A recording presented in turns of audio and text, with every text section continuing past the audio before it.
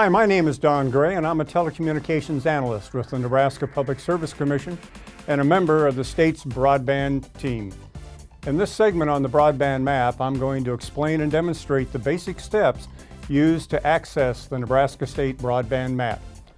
The map will support all of the common browsers: Internet Explorer, Google, Chrome, Mozilla, Firefox, and Safari, but it does require an Adobe Flash player. This means that most desktop and laptop computers, both Windows and Apple's operating systems, can be used to interact with the map. Unfortunately, Apple's iPad does not support Adobe Flash at this time. To get started, open the browser of your choice and enter the URL or internet address for the Nebraska State Broadband Map, which is broadbandmap.nebraska.gov. The first thing you will see is a disclaimer on the opening page, and at the bottom section is a click acknowledgement and a continue button. This will take you to the main portion of our map, which consists of a main section at the top under the Nebraska Broadband Mapping Project, and we'll talk about that later, and what we call a broadband dashboard, which has 4 basic tabs that allow you to operate in the map. Just to the right of that is the state of Nebraska's map. This is what we call the full extent, and it's where the map always starts. This is also where that little Earth symbol will always take you back to if you get lost. Just to the top and bottom, left and right of the Earth are arrows you can use to pan around on the map. Also, there is a slider down underneath that you can use to zoom in or out on the map. And then down below is a little hand if you want to move around to a different place.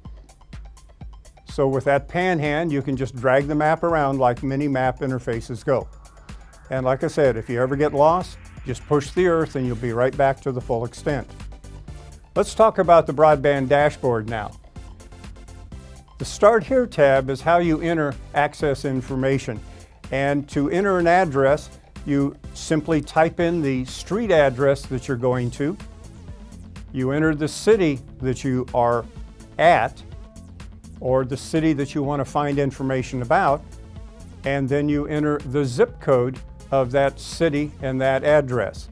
The map is sensitive to all 3 pieces, and it will resolve it down as close as it can. So if you were to enter a bad address, it would take you as close as it could, and under the Found Address section over here, you'll see that it tells you exactly how close it was able to resolve that address. Now, scrolling down on this information, you'll see that we have the providers that are available at that location. And if you hover over the arrow that's out on the map itself, you'll see there that it pulls up who those providers are, the service that they provide, and also there's a hyperlink in there that you can go to their website to find out more information about them.